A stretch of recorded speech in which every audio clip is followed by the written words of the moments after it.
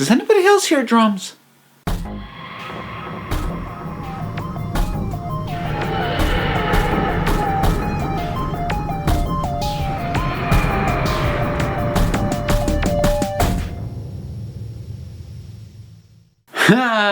So, I get to now kick off the big debate about how I tend to qualify and parse out and separate the stories that come about in the tail end of Series 3. What I mean by that is I am going to deal with the last two as a two-parter and deal with Utopia separately. Even though it's kind of widely considered to be a three-parter, it ends with a to-be-continued. I don't care. I prefer to separate it out in my mind, and I'm going to talk about it separately because I can, and I'm gonna. Before I do, though, quick message from the sponsor, or at least mention of the sponsor, because it's not like they're going to come in and talk. Don't go ahead and skip ahead. It's really quick, or at least I try to keep it quick. Radio vs. the Martians. It's an awesome podcast. Hey, yeah, podcast. It's free. Costs you absolutely nothing, but it's really, really great. You know you've got time in your day where you're like, God, this is so dull. You're driving to work. You're stuck doing who knows what, and you could just help pass the time. You know that podcasts are great for that, and this is a good one. Mike Gillis, Casey Dorn, and a rotating bullpen of guests come and they talk about all kinds of geeky and nerdy things. They go on tangents. They will release episodes that are based off just like one little 20-minute tangent that they did in a bigger discussion about something else. It's a great show. It's well worth your time, and they support this channel, so I definitely appreciate them. Plus, I like their stuff even before they started sponsoring me. So there we go. Now, let's talk about Utopia. This is an interesting one for me to revisit, especially now because, you know, I've listened to, granted it didn't come out until well after, but I've listened to the first series of The War Master, the Big Finish collection with Derek Jacobi voicing the Master. And if you haven't seen my review for that, I'll link up there. It's really good. Like, really good. It's expensive, though. The box sets are for those things, but oh man, it was well worth it. And in any case, it gives me an even greater appreciation for Derek Jacobi's portrayal as Yana, aka the Master. Spoiler, but I mean, come on, than it otherwise would have done. So let's talk about this thing. It kicks off interestingly with Captain Jack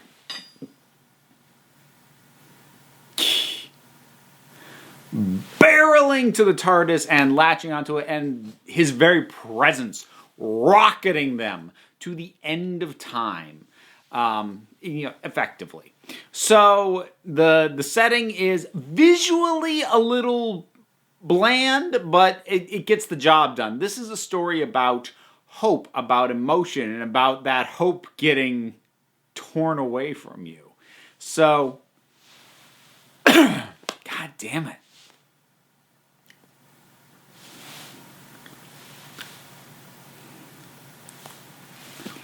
The setting, while nothing special, it does the job. And so much of this, like, I kind of forgot how much of this episode really does hinge on Jacobi specifically. Because the Doctor is there, but the Doctor is pretty reactionary to what's going on. You know, he offers to help, but he's just assisting on what Yana's already doing. Yana's pretty much driving all of it.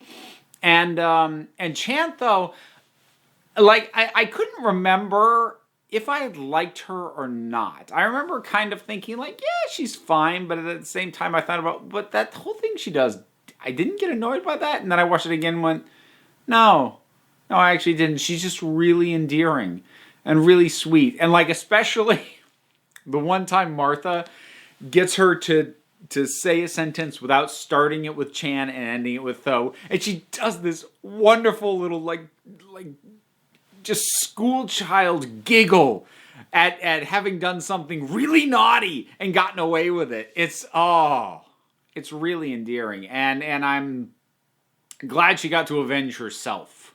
That's actually kind of nice because, you know, Doctor Who can have a high body count.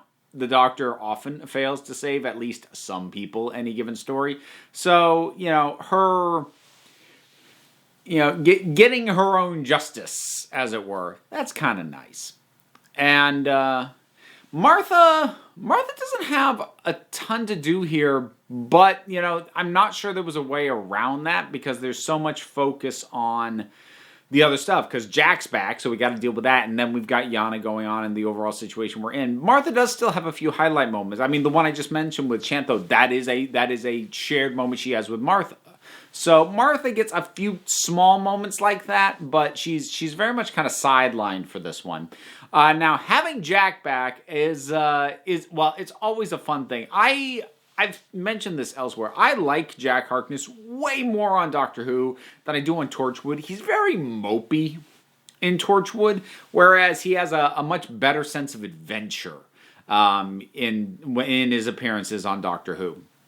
And that's captured here with just the right amount of melancholy undercurrent, just underneath it. Whereas I feel on Torchwood that tends to get overplayed a bit. So if you had been watching Torchwood, this is your explanation for why Jack doesn't die. We get that here, and for my money, it tracks and it makes sense for what it is that they're doing. And I really love the scene where Jack is in the room with all the radiation, trying to do the last few things so this rocket can take off. And not even dodging the question, just initially ignoring the question from the Doctor when he asks him, do you want to die? And Jack doesn't know. He doesn't have an answer for that, and he's kind of scared by the question. I really like that. There's a lot of truth in that moment.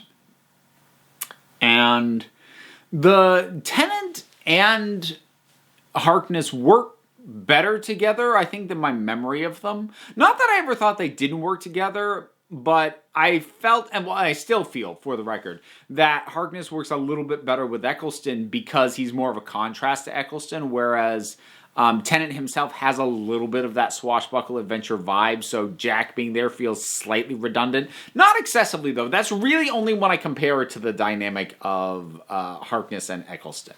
But let's come back to Derek Jacobi and Yana. When he's playing Yana, he captures so much that the weight of somebody who wants to help, is doing everything he can to help, but deep down in his heart of hearts doesn't think it's gonna work. It's like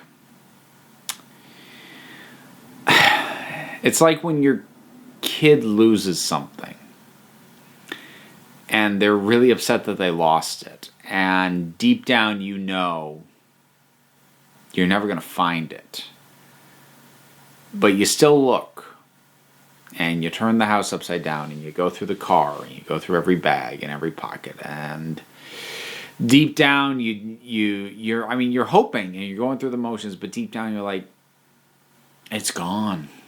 He's got that vibe, and it's a good one for him to have under the circumstances and the situation that he's in. So that works really, really well. And then, of course, his change. I mean, I've mentioned this more than a few times, that one turn to camera, just the intensity in the eyes, and that one look after he opens that watch, and then just how vicious he is, how angry he is with Chantho, this assistant that, just a few minutes ago he had said, she won't go to Utopia because she wants to stay. She won't leave me, and I couldn't leave her. And you believe him to just turn like that.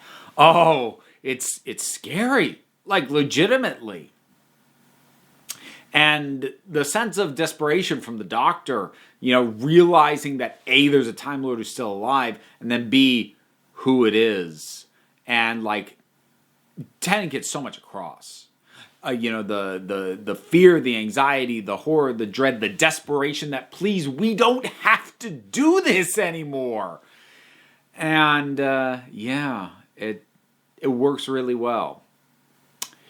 We do also have the regeneration of the Derek Jacobi Master into John Sim. And I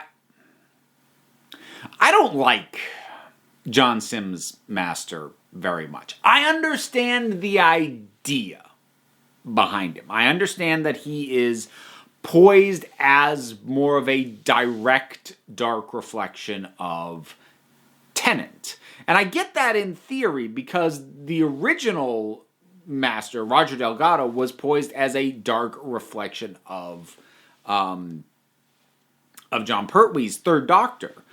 And pretty much everyone who played the Master after was just doing their version of Delgado's Master. So it's not a bad idea to take it in a distinctly different direction and to cue that direction off of the Doctor that you're going to be having the Master face. That's on paper, this is a good idea. But for me, personally, it just doesn't work very well. I think it's just the manic energy levels that really throw me off, because the Master has been a lot of things at a lot of points, but he's never been spastic.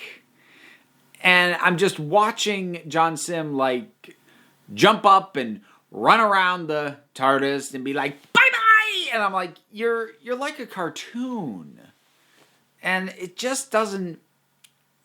I'm not saying that Doctor Who can't have that kind of villain, but that doesn't feel like the Master to me.